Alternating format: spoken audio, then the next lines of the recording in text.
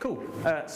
My name is Stephen Tarry. I head up user acquisition at Jagex, and today I'm going to be talking to you about old school RuneScape, our game, and how we took that from a desktop environment onto mobile, the challenges we faced, and some of the learnings along the way.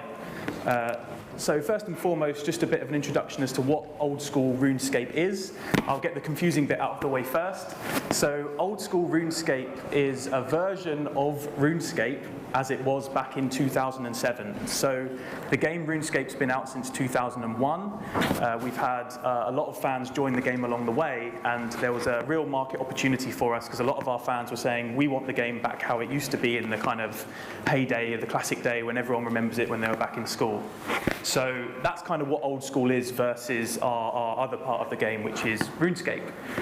One of the really interesting things about old school RuneScape is that our real core is the community, because they asked for it in the first place. So whenever a big change to the game happens, we actually poll that within the game, and if it passes a certain percentage of votes, then we implement the content. So I think when we journeyed over to mobile, one of the important things was how can we continue to serve that community along the way. And just on the desktop side, on the PC side, we were one of the pioneers in esports for MMORPGs, holding regular competitions, and we are regularly in and among the top 10 titles in Twitch. So I think it's fair to say we've had a kind of hardcore PC audience is where old school came from, and that's kind of part of the process by which when we took the game to mobile, what we really had to consider. So when we thought about our objectives of what we were trying to achieve in bringing old school RuneScape to mobile, one of the first ones was creating that seamless, interoperable experience between the platforms. So you have your account on PC, you're playing it, you're enjoying yourself. If you leave the house, you're on the bus, you log in on your phone, you're in exactly the same position where you left off, the same account, the same friends, in the middle of the same quest. So that's really important to us and part of the experience. But at the same time, we really needed to make sure that the game was user-friendly on mobile, because obviously a mouse and keyboard is very different to a touch interface. And so one of the challenges that the development team faced was how to keep it as interoperable as possible and maintaining as many features while simultaneously being able to run via touch. The other thing was, as part of that community-driven approach, old school RuneScape updates every week, so we have a fresh update every single week, and if that were to all be done via updating the client through the Google Play Store and the App Store, it would become very cumbersome with the review process and all the diligence. So one of the aims was to build something that allowed us to release those updates without having to update the client. And ultimately, the objective was to deliver that player experience that would bring our lapsed players back. Being around for a long time, we've had a lot of people touch the RuneScape franchise over the years, so we really wanted that experience to appeal to lapsed players, whilst also opening ourselves up to a new market for potentially new players that were interested in a kind of true MMORPG on mobile. So touching on that app architecture, this is a really simplified diagram. I must say, from the marketing side, some of the technical stuff isn't my forte, but from what I understand, we have the app on the device, and within that, there's the app, but then inside that, there is the client, and that hosts the content. So it's like a nested thing, because the game was actually developed in Java, which is really difficult to work with on a mobile side. So essentially, when you're downloading the app, you're just enabling us to do everything through the servers.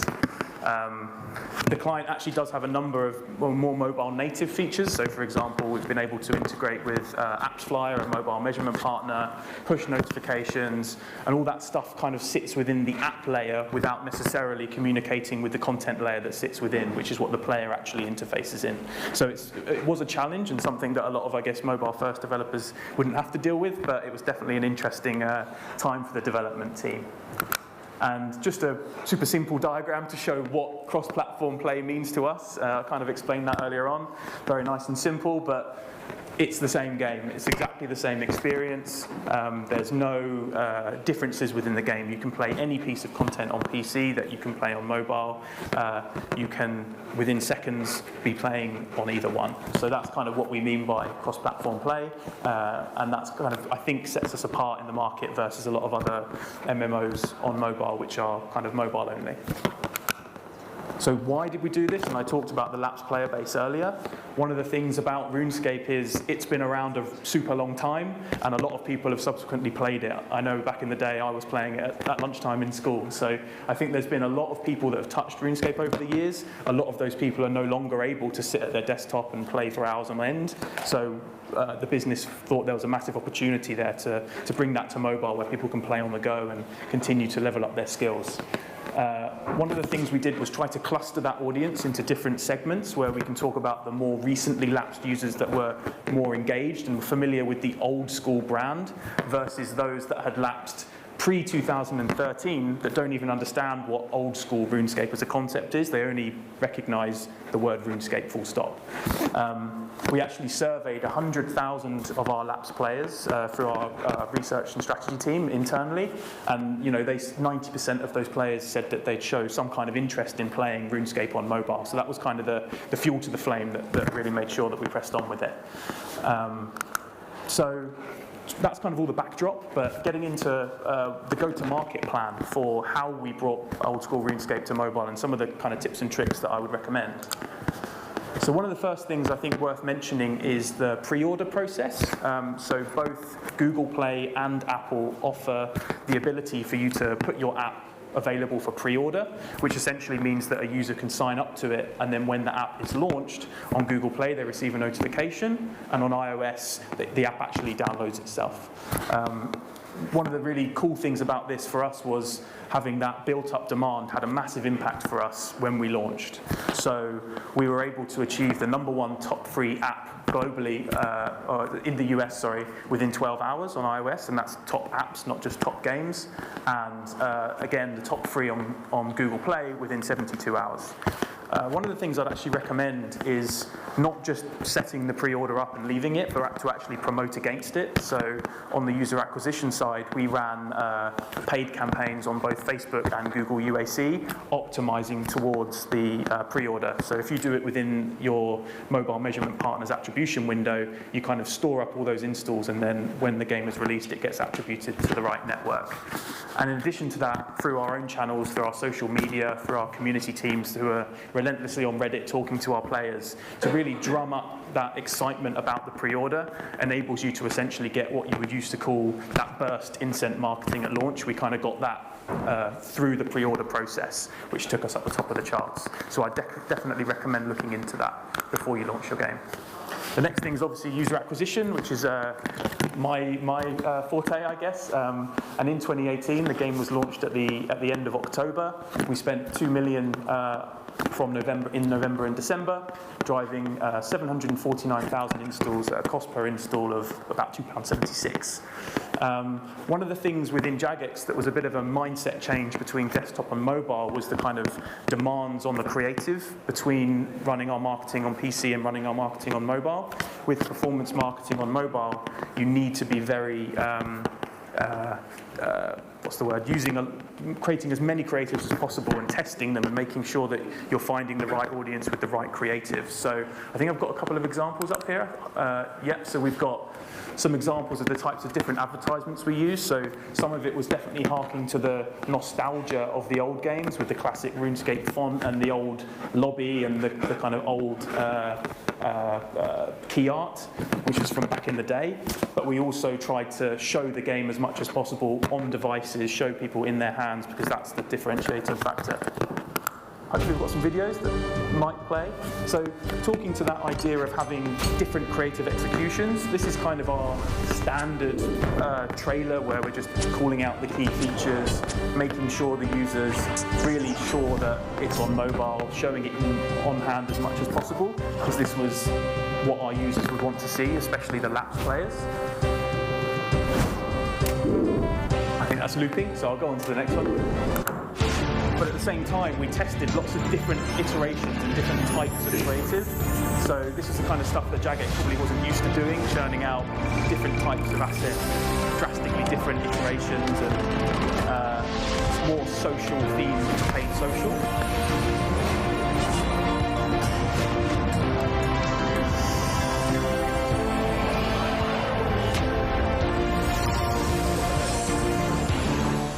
So the idea of that was to show how much of a living world RuneScape is, and old school RuneScape's got a thriving community, and to really show that the game is alive. So you can kind of see that they're quite different in their approach, and you really need to try as many different things as possible, because for your games it might be something completely different that works.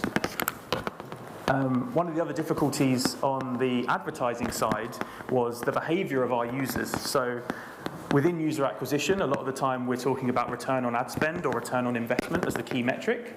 But the behavior of our players is often that they will install the game on mobile, but then continue to play and pay on PC, because that's the format that they were used to, or they used to play back in the day.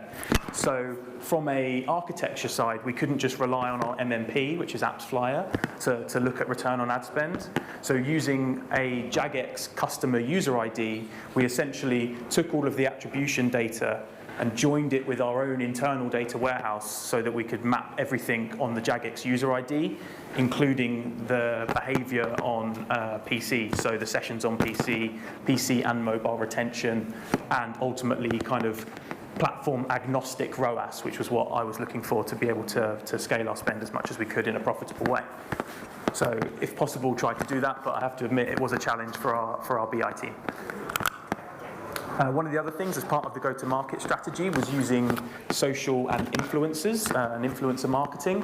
The interesting thing here was trying to select people that would both fit our existing and lapsed players, so we tried to do some overlap analysis of the influencers and how our lapsed users were, but also new users. One of the most interesting things out of this, and was a real insight that I think we were quite lucky to have, was at the time Google were running a kind of trial on looking at a user level, people that were watching YouTube videos and then their behavior within downloading mobile apps. So rather than having to just rely on click trackers for the influencer work, so usually when you do a piece of influencer content, they'll say something like, click the link below and download the app, because that's how they're going to get paid if they go through that channel. But for us on our side, we were able to see of all the users that watched that specific video, which users then went on to install old school RuneScape. So it gave us that true, I guess what you'd previously call organic or K-factor insight, which was amazing. Some weird numbers up there, but essentially what we saw was that there was a significant increase in the number of users that actually went on to install old school RuneScape, having seen those videos, and 50% of those was in 4 hours of watching. So we were able to see that our effective CPI was reduced from 767 down to 305 when looking at those users. So that was kind of the go-to-market. So I guess to summarize that section, it would be thinking about pre-order, making sure that your user acquisition is based on data as much as possible, and try to understand the users as much as possible. And I guess leaning on influencers, but I'm not sure if Google is still running that trial, so I'm not sure if you'll be able to use that section. But now there'll be some key learnings about what we've seen since the launch of the product, and some of the stuff that I think we will bring forwards when we bring RuneScape on mobile in the future. So one of the things is old school RuneScape is a subscription product. So the main way that we monetize our users is that they pay for membership, and every month they get access to membership benefits. So one of the things that was a technical hurdle ultimately was our ability to actually surface that free trial. So I know a lot of companies in the mobile space, right up front when you're signing up for the app, they'll automatically prompt you to free trial. Unfortunately, at the time we went to market, that wasn't possible. So within that content layer, we built native slots where we could surface the free trial, and we A/B tested the frequency of showing that free trial, and also how early into the experience you would be surfaced it. So some users saw it at the first step of the tutorial, some users saw it at the end of the tutorial, some users didn't see it until after a few days. One of the things that we've also started to experiment with is, instead of a free trial, utilizing introductory pricing. So rather than giving it away for free, you say the first month is $2.99 rather than $6.99 or whatever. And in order for us to make sure that users understand the benefits of the membership, that was a real sell. So I think through IAP monetization, the users suddenly reach a point in their journey where they feel the need to make that purchase and get those gems or whatever. But from our perspective, it's slightly more abstract, the benefits of membership and the reason why you'd become a member versus playing the free side of the game. So again, we had to, this didn't exist on the desktop version, so we had to integrate a new system on the content side which would dynamically show the membership benefits in a native way that kind of, I don't want to say appeased our existing players through the aesthetic, so because it looks old school and it sits within the native environment, but also allowed us to show lapsed users and new users why being a member would be more beneficial. So this is some data that shows before and after we introduced the actual free trial. So on the left 3/4 of the graph, I guess you would say, would be our payment conversion over time before the free trial. And then you can see this kind of inflection point where we actually saw a slight reduction in our day 0 and day 1 payer conversion because we were offering a free trial. But then we saw the elder payment conversion, namely you can see it marked like most boldly in day 14 and day 30, increase as a result of that free trial. So basically people were able to see what the game's about a bit more, understand the membership benefits, and then when that rolled into recurring subscription, they were happy to continue to do so. Whilst we saw some positives, one of the things we, I guess, should look at and should have looked at the time, and I think is a learning for you guys, would be that with subscription products, it's not just about getting people to convert in the first place, it's about maintaining that subscription and maintaining that consistent payment, because that's ultimately what our business is built on. So one of the things we saw was that billing issues were a significant part of our mobile reason for ending subscription.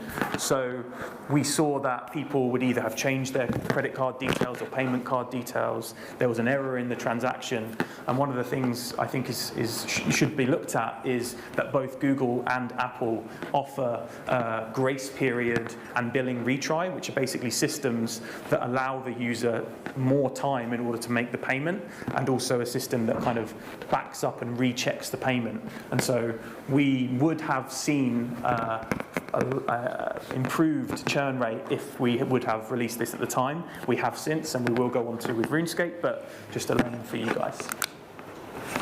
So just to wrap up, a kind of summary of everything so far. I think old school RuneScape for Jagex on mobile has been a success story. We've seen 25 million in gross revenue to date, driven 8.6 million installs, the majority of which were organic.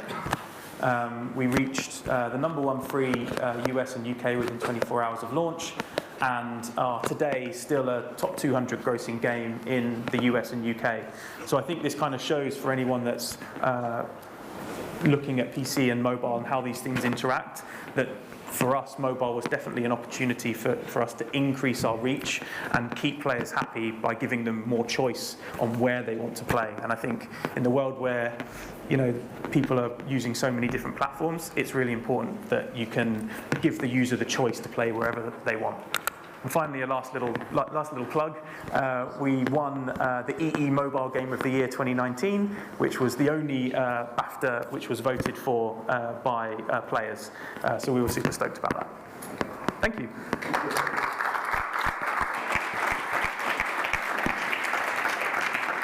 Thank you very much. I'm not sure if we've got time for questions, but if not, you can catch me afterwards. Yeah, I'm afraid not, because my job is to keep it on schedule, but I'm sure Yeah, feel you can free to answer talk some to me. I'll be at the questions. back of the room.